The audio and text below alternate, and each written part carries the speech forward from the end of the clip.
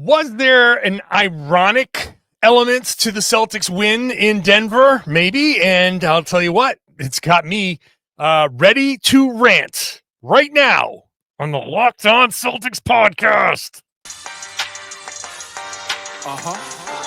Yup. Being down, be ever ready. Recognize the city of champs. Back to back, if I say it, it's stamped. Locked on number 19, the best one, the next one. Juice loose in your pool now for the next run. It's the C's, who else could it be? What they gon' say now? Screaming like JT, Karalis, recap the madness. Every game, every practice. Best daily pod, no cap like Brad Beckett. Plus like Drew to KP, tap in daily. Primetime dapping D White on the sideline. Raining Jayson, how it started, raising banners, how we finished. Locked on Celtics pod, home of the winners.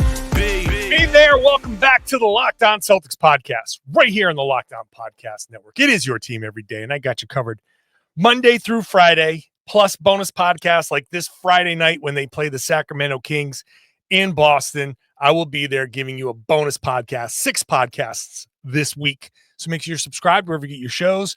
Watch on YouTube, get into the comment section there. Let me know what you're thinking. Be sure to hop in there and have a conversation with your fellow Celtics fans. I'm John Karalis. I'm a beat writer covering the Celtics for Boston Sports Journal. I've been doing this job for about 20 years, various locations. Today's show is brought to you by Game Time. Download the Game Time app, create an account, use the code LOCKEDONNBA for $20 off your first purchase. I mentioned optimism in yesterday's podcast. It was the entire third segment. People were questioning the optimism. So let's go into reasons. Are there reasons to be optimistic? All of that stuff. We'll look at that 3-1 road trip as is it a turning point when we move forward? But let's get into a conversation here about this Denver game with our guy, Tom Westerholm, who is supporting his favorite sports squadron, soccer squadron. I think that's how they actually say it in England. They call them the soccer squadron. Yeah, big win today. I'm in, baby, on squadrons. Yeah. No, it's a good one. Come on, you Spurs, all that. I'm feeling good.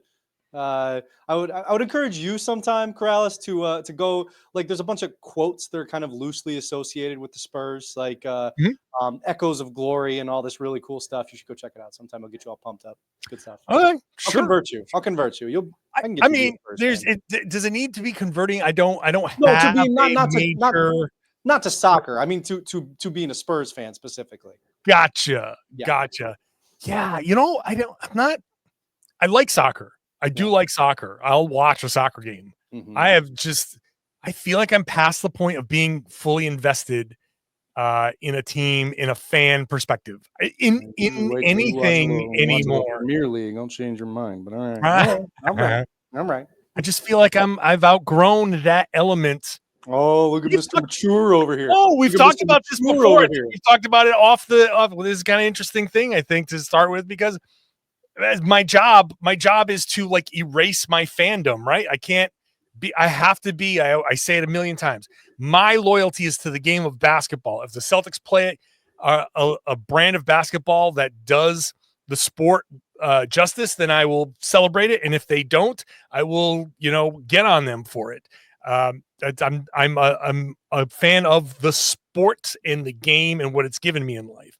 And, the rest is, I'm past all of the rooting craziness, losing my mind, being mad online about wins and losses. So, we can, whatever.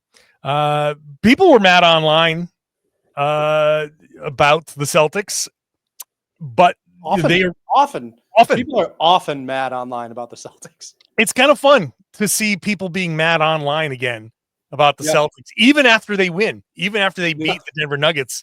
What was your big takeaway from that game? I mean, in that regard, it is funny that it's like, but it wasn't by enough. Yeah. It didn't do it the way I wanted, which was a blowout. Which, sure, whatever. I don't that's not how the NBA works. That's not how professional basketball works. You're still playing professional basketball players, even if That's right. Nikola Jokic is not in all that. My big takeaway, I think it is so funny that the Celtics beat the Nuggets. We don't shoot threes. We score around, we score inside the arc Nuggets by outscoring them in the paint.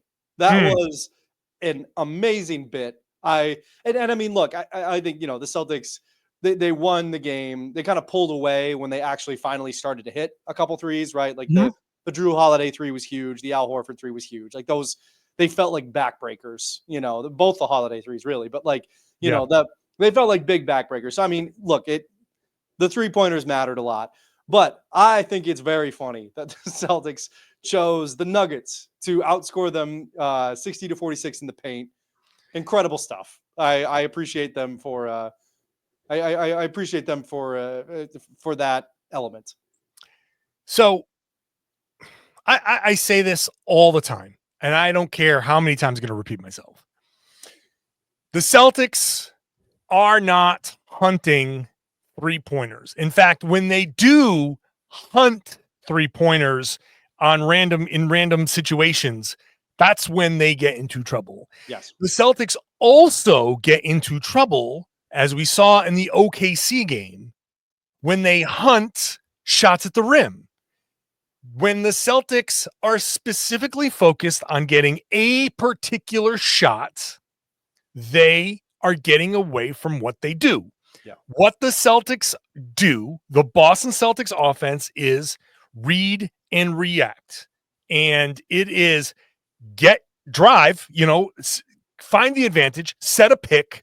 And where's the advantage? Is the advantage pulling up behind the screen and shooting a 3? Then take it. If it's getting into the paint and drawing, Jayson Tatum and Jaylen Brown are exceptional at getting into the paint, drawing multiple players, because if you don't, chances are both of those guys are going to finish. Like in that paint, they both have incredible capability to just destroy you in that area. So generally that sends more than one player. And when more than one player goes to Tatum or Brown, they are told, you move the ball, you get off the ball and you get it to that open man. Drew Holiday in the corner? Sure. Derek White in the corner? Sure. Shoot the ball if they're open? Yep. But drive the ball if that's the right read. And the Celtics against the Nuggets made the correct reads. What they didn't do, and I broke it down on this podcast and I broke it down on BSJ, they did not, against OKC, make the right reads, and it cost them. Mm-hmm. And so against the against the Nuggets, the right read was to get to the rim, because Aaron Gordon wasn't playing. Nikola Jokic wasn't playing. They didn't have the size, and those guys, the spacing was better, and getting to the rim made the most sense, because that is the exact freaking offense that the Celtics run every time. It's the same exact offense. It's just that the defense was such that finishing at the rim was the right decision, was the right read. Yep. No, absolutely. And by the way, that's not the rant. That was not the rant that I teased at the beginning. So 2 rants. Still coming. It's still coming. No, but here's the thing. You're exactly right. And we've seen it now in, what has it been? Probably 6 of the last 8 quarters, because they did the exact same thing against OKC in the first half. They were making the right reads. And a lot of the time those reads were get to the rim. Like the Thunder were taking away threes, and the Celtics were like, okay, bet if you're going to take that away, I can get to the rim, I can score. It really is that simple. And I mean, like you said, like we've hammered this point to death. And look, when I say that the Celtics were doing an incredible bit by getting to the rim, I don't mean that they were not doing a bit playing a professional basketball game. Yeah. They were trying to win a game. It just turned out very funny that they that was how it that was how it shook out. But no, you're exactly right. And I mean, Tatum, I think that my other big takeaway was just like, we're seeing such an interesting version of Tatum where he's gotten so good around the rim. He's, what is it, like 80% or something like that at the rim, and like 66% in the paint. Like he's just gotten so good at 10 for 15 yesterday. Like, love all of that. it's been fun to watch him progress in that area. So yeah, I mean, I think as far as Denver goes, like those are my those are my big takeaways. Like it just it's cool to see because it also hammers home again. The Celtics are a really good basketball team. They're not some gimmick 3-point shooting team. They're just a team that makes they're smart. And I think that actually is the thing that is the most annoying about that particular aspect of the conversation is it's not giving the Celtics credit for being as smart at basketball as they are. They make good decisions so much. It's just that a lot of the time that results in threes, but they're still making the right decision, and that should be applauded. I 100% agree. And that's exactly it. You just nailed it. That's exactly why I get so pissed off about this criticism of the Celtics. Because yes, they shoot a bunch of threes. They shoot more than anybody, right? They shoot like 50 a game, 49 a game. But why? No one wants to say why. No one cares why. No one cares that this is the way they're constructed. You know what? This is the rant. It's coming. It's coming up. It's coming up when I come back. Deep breath, deep sigh. Okay, here we go. Today's show is brought to you by Game Time. You know, we all love going to live events like a Boston Celtics game. Maybe you're on the road. Lots of Celtics fans at Ball Arena. The next road trip, the next time the Celtics are on the road, maybe you're in a city and you say, you know, I am going to try to go to one of these games. Game Time is a great way to do it. The energy and the excitement in these buildings when the Celtics fans are there on the road, incredible. Game Time has made it easier to get tickets for your favorite events with their new feature, Game Time Picks. This new feature filters out the fluff so you can only get incredible deals on great seats. You don't have to waste time searching through thousands of tickets. With Game Time Picks, you can get these amazing deals, even see the view from your seat when you're buying so you can see what you're going to see. The super deal was particularly impressive there because it offers great seats at unbeatable prices. Plus, the app's all-in pricing shows you the total cost upfront with no surprise fees at checkout. Take the guesswork out of buying tickets with Game Time. Download the Game Time app, create an account, use the code LOCKEDONNBA for $20 off your first purchase. Terms apply. Again, create an account, redeem the code LOCKEDONNBA, LOCKED, Locked On NBA for $20 off. Download Game Time today. What time is it? Game time. Today's show is also brought to you by Rocket RX. If you're ready to boost your confidence and take control in the bedroom, Rocket RX has a solution. Imagine feeling more prepared and performing at your best. Rocket RX makes it simple and stress-free. Rocket RX offers FDA-approved treatments for erectile dysfunction at a lower cost than branded alternatives. No more uncomfortable doctor visits or pharmacy trips. Everything is delivered straight to your door in discreet, plain packaging. With Rocket RX, you'll get trusted care from a real U.S. clinical team. Complete a quick 100% online consultation, and you could get your free prescription today. Visit rocketrx.com to get started now. It only takes 2 minutes. Right now, you can get 40% off your first order when you use the code LOCKEDONNBA. That's rocketrx.com, code LOCKEDONNBA for 40% off your first order. Terms and conditions apply. Rocket RX. Better sex made simple. Thank you for making Locked On Celtics your first listen every day. Go check out the new Locked On Daily newsletter, LockedOnDaily.com. It's the new Locked On Celtics daily newsletter. You can get it there at LockedOnDaily.com, Monday through Friday, Celtics, NBA, and fantasy coverage, plus links to your favorite Celtics content around the web. Check it out, LockedOnDaily.com. So, Tom, before you, I want to try to help you get back into the headspace. Okay. The ranting headspace. So, a couple of takes I have about the Boston Celtics. I hate all they do just walk up the floor and jack up threes.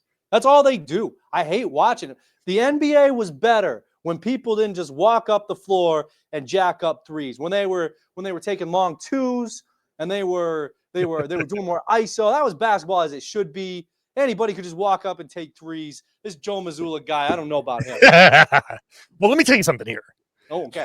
I feel like I'm getting the Hulk Hogan. Let me tell you something, brother.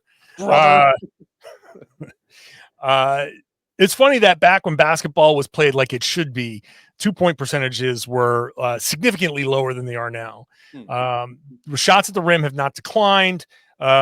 Percentage in the paint has gone up. 2-point percentage has gone up. What has gone away are the long 2-point shots. That's what's gone away with the 3-pointer. The soul of basketball. The Celtics shot 12 of 35 against Denver, and the Nuggets shot 14 of 36.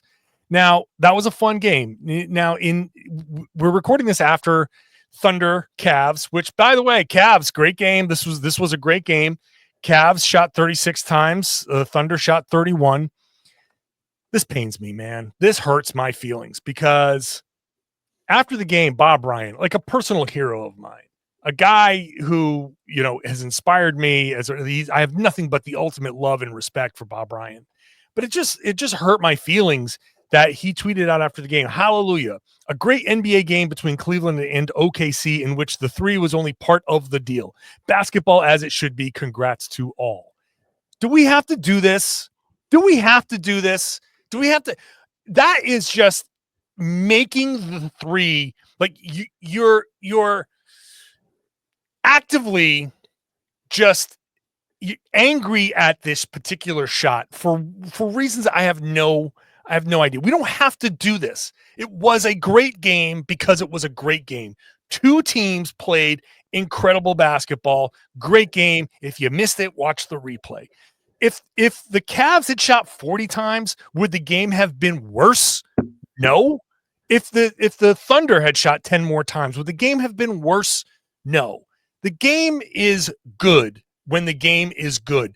Are some teams trying to do some teams go overboard every once in a while? Sure, with everything. The fact that this 3-point thing it continues to be part of the discussion.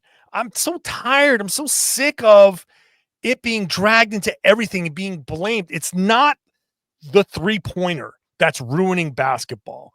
People are just, I can't believe I'm going to say this, but these relics of the past romanticize what they grew up with and think that that's right. And that's not how things should be. It's not how anything should be. The past is the past, and we evolve. Times change. So you don't have to be ultra conservative about everything in basketball, or personally in life, because the things aren't going to change. Things aren't going to stay the same. They always change. The game changes. If people wanted things the way they used to be, then we'd still have these little tiny lanes like they did back when Wilt played, and we'd have all of these different, we'd have all of these old rules, and people need to accept the fact that things change, and there's an ebb and there's a flow. And okay, do sometimes the 3-pointers get a little bit much? Yes. In some games, the 3-pointers get to be a little bit much. But then more often than not, especially watching the Celtics, they are running really good offense that you're missing. You're missing it. You're missing the ball movement, the picks, the screens, the reads, all of the passing, the drive, the kick, the secondary drive, the other kick. And it just so happens that they have a team, Derek White, Drew Holiday, Al Horford, Kristaps Porzingis, Jaylen Brown, Jayson Tatum, all guys capable of shooting the 3. So they're maximizing the weapons that they have. You're missing it. You're missing a team maximizing its weapons and using them to their absolute best, winning a championship doing it, and having a really, really good chance at winning a second championship doing it. You're missing everything by focusing on that one particular shot. You're not seeing the game. It bothers me so freaking much. This game is unbelievably great. It's gorgeous. It's played differently now than it used to be, and that's fine. I'm a post player. I grew up on Kevin McHale. I grew up on those post moves. I watched Jack Sikma. Those players don't exist right now. Maybe they will someday if a rule changes, but right now, this is what we got, and this is awesome basketball. It's one of the most fluid, incredible, just smart games. The defense is so high level that the offense has to rise above it. And it's so smart. It's so great. The players are so smart. They process things so quickly. It's at a level that we've never, ever seen before. Not even in the days of Larry Bird. Like, a couple of guys could do it this good back then. Now, so many more guys are forced to, by the nature of the game, process this game at such a high level. If you just watch, you're going to see it. And forget about the three. Watch the stuff that leads to it. It's so great. It's so great. You're missing it. Okay. Yeah. I mean, there's an evolution to everything, right? Like, and there's been evolutions to every sport that has ever existed. And that's part of, and part of that is taking those elements of the past, right? And then continuing to grow them and continue, like, these ways of playing basketball in the past are all building blocks that have led to where the game is now. But then more building blocks happened, like if you take the 86 Celtics as a building block, and you look at that team and you see, okay, this was a team that moved the ball so well, and that had a couple guys who could shoot, and that had all of these things that can then be part of the evolution of the game. And part of the reason the game evolved from that team is because they were so great, and because teams looked at that and said, wow, that worked really well. How can I do that with the people I have? And then, you go through the 90s, and you have Michael Jordan, and you have that the whole, okay, now there's like one dominant player. And then you get into the 2000s, and you start to have not one dominant player, you know what I mean? Like, you get into the 2000s, and you have big threes, and you have all this stuff, and everything.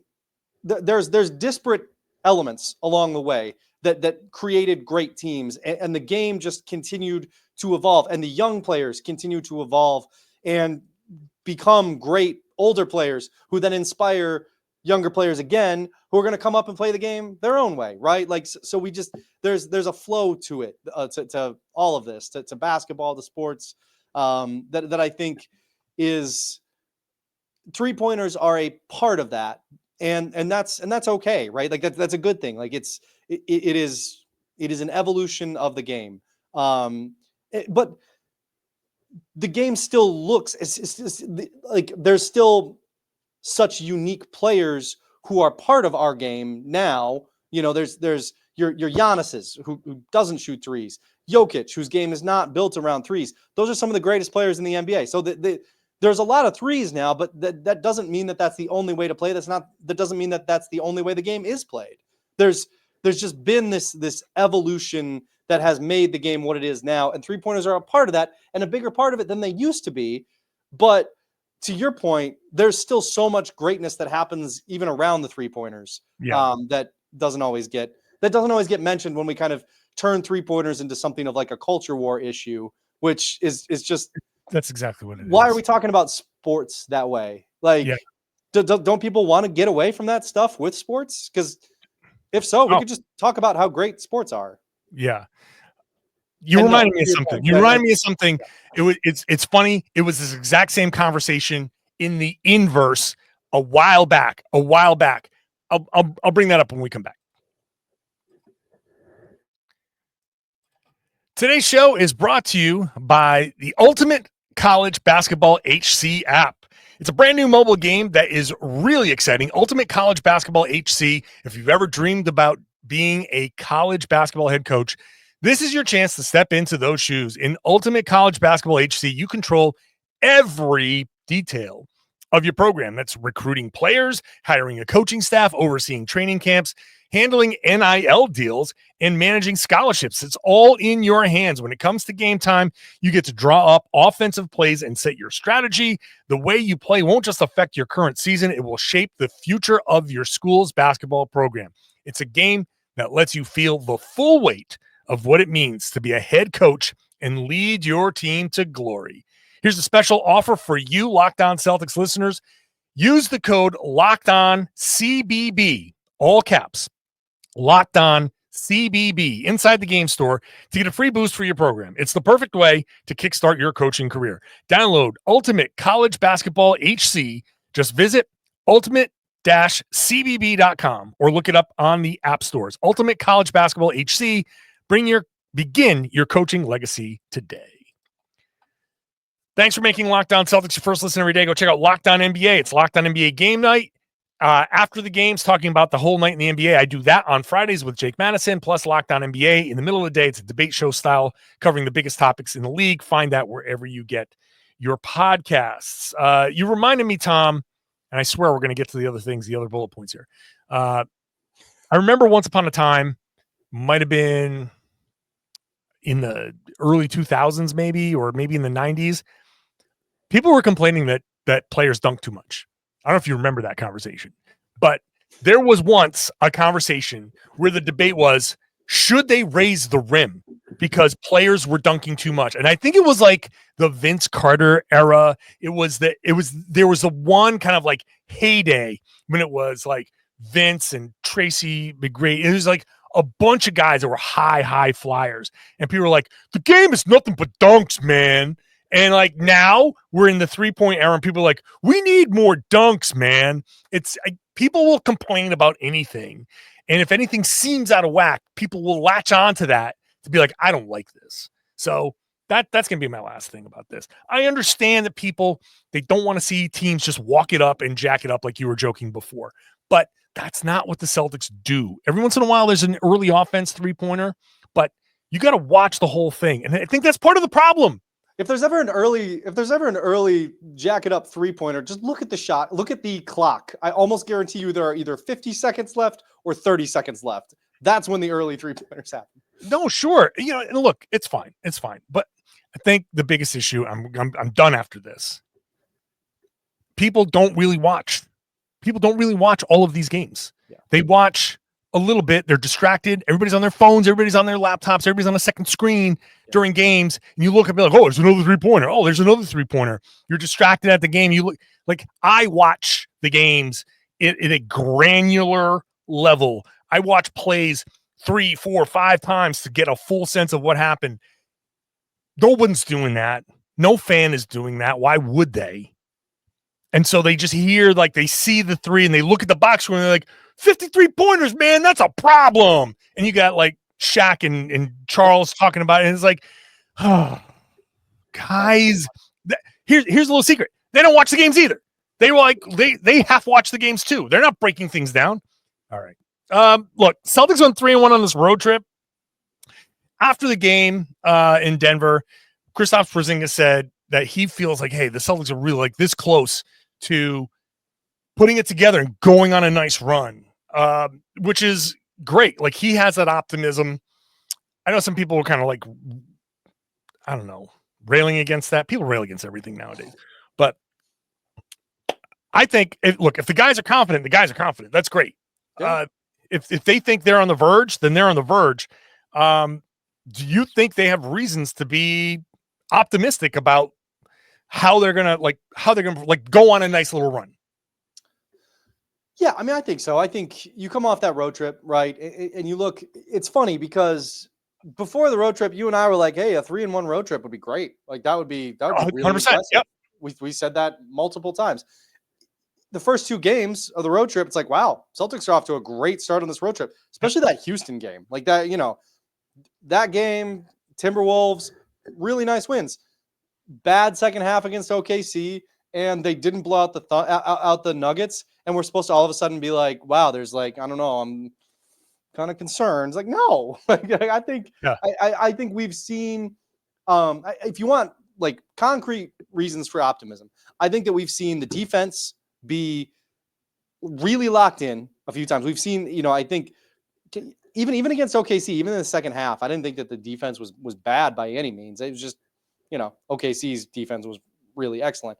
But we've seen, first half against OKC, the Houston game, really excellent defense.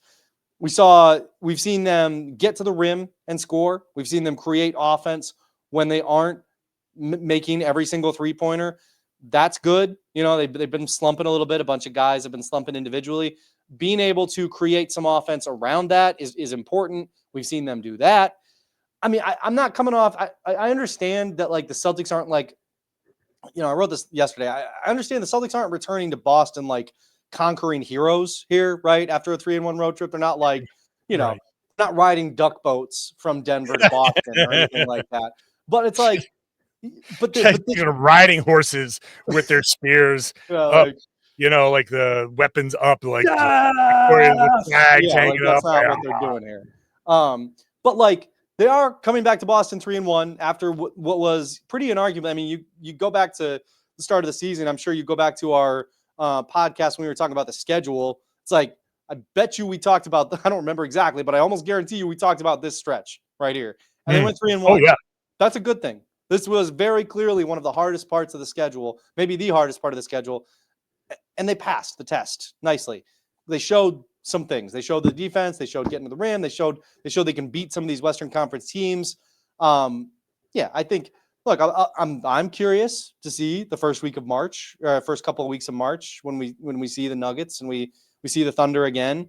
Yeah, that'll be really interesting. But I think if you're, I think a number of reasons for optimism there. I think.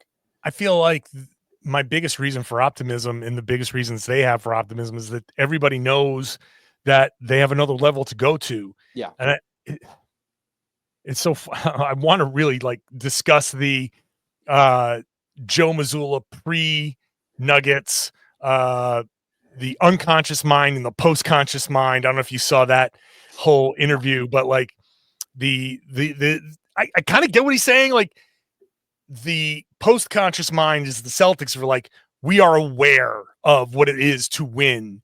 The unconscious mind is the or I don't know if it was subconscious mind that he meant to say or whatever, but it's the Thunder, the Cavs, all of these teams that are playing the Celtics super, super hard, and like they don't know what it's like to win a championship yet. And so they're just going, all out. And the Celtics are like, we're not going to match that energy exactly.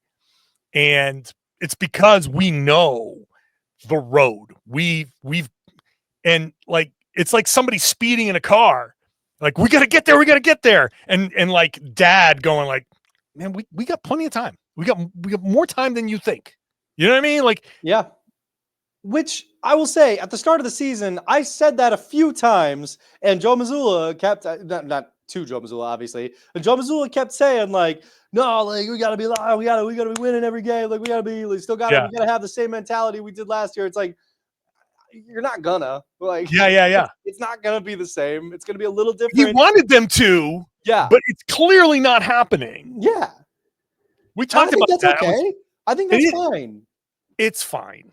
It's fine. It's just not what Joe Mazzulla wanted. When he was on this podcast talking about, I want them to see the red dot on their forehead, it's because he wanted them to feel the pressure of being hunted. And that's what was going to bring them to that level of last year. And they don't see a red dot. All they see is a finish line way the hell down the road. This is a marathon. When they say it's a marathon, not a sprint, they are just running their race. And there are people sprinting by them right now. And the question is, like, if you watch the Boston Marathon and not even at the halfway point, the favorite is just do, and people are like past them. Invariably, you're gonna get somebody saying like, I wonder if they can keep up this pace. Yeah. And there's gonna be a point where OKC and in Cleveland, they're gonna be faced with that, and the Celtics just running their pace, a nice little quick pace, like a perfect pace for them. Basically pretty close to what it was last year. It's totally fine. And they just know we're not going to try to sprint to keep up with these guys. We're going to just do this. And I think it's different. It's not exactly that, because they also have to figure out themselves all over again. And they are playing a little bit different offensively. They're really locking in and committing to this drive kick and all of that stuff. That's why there's so many 3-pointers. Last year, they forced a little bit more at the rim. And this year, they're just as much as they can. They're fully committed The defense, they haven't put the defensive effort that they were early on last year. That's different. And some of the players are different. The roles are different. Peyton Pritchard and, all of these guys, they're playing like slightly different roles. And Sam Hauser wasn't dealing with a back thing. And Kristaps Porzingis was there to start the season, and he wasn't this year. So it's a little bit different. And so there's a lot of different things. And there are reasons for optimism. Just because they're the Celtics, when they need to, when they want to, against Minnesota, against Houston, when they're motivated, you're like, that's it. Those are the guys. First half against OKC, those were the guys. Yeah.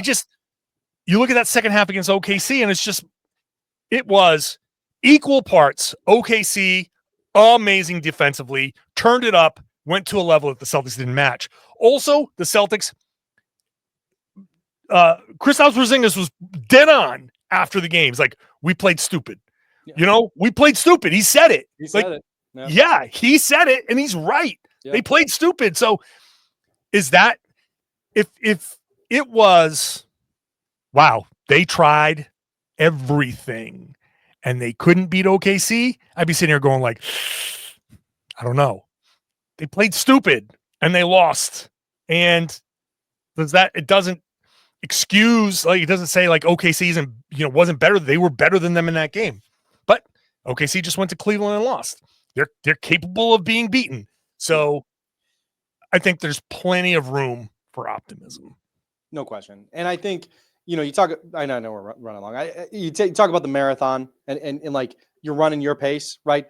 That's not to say that OKC can't keep up this pace. Maybe they can, right? But what that is saying is that the Celtics are putting themselves in a similar position to the position they were in last year. And they're giving themselves the best chance this year, right? Like their best chance is to keep up a good pace, like you said, a brisk pace that isn't the sprint that OKC and Cleveland are on right now. Keep up a nice brisk pace and give yourself enough to have that finishing kick. Because if the Celtics need to be able to have that finishing kick, they need to be healthy at the end of the year, and they need to put themselves in a position where that finishing kick is enough. But they're doing that right now. I think that they're in a nice groove for what they can reasonably be expected to try to do to repeat, basically. It's funny that I haven't seen any "are they peaking too soon" stuff from about OKC and Cleveland, because you heard a lot of that from the Celtics about the Celtics last year. You did. It's like, I don't know. You can't win for trying. Like the Celtics, like, did they peak too soon by winning a championship? I don't think enough people are talking about it. That's something that's the next podcast tomorrow. Tune in to see if the Celtics peaked too soon by winning a championship. Tom, insightful stuff. Thank you very much. I appreciate you. I always appreciate you, Tom Westerholm. I always appreciate. That's not going to be tomorrow's show. Just because when you say something out loud on the internet, you have to make sure that you have to like give in to the joke and be like, yeah, it is. That's not actually going to be the show. Thank you, everybody. I appreciate everybody who listens on a daily basis. Thank you so much.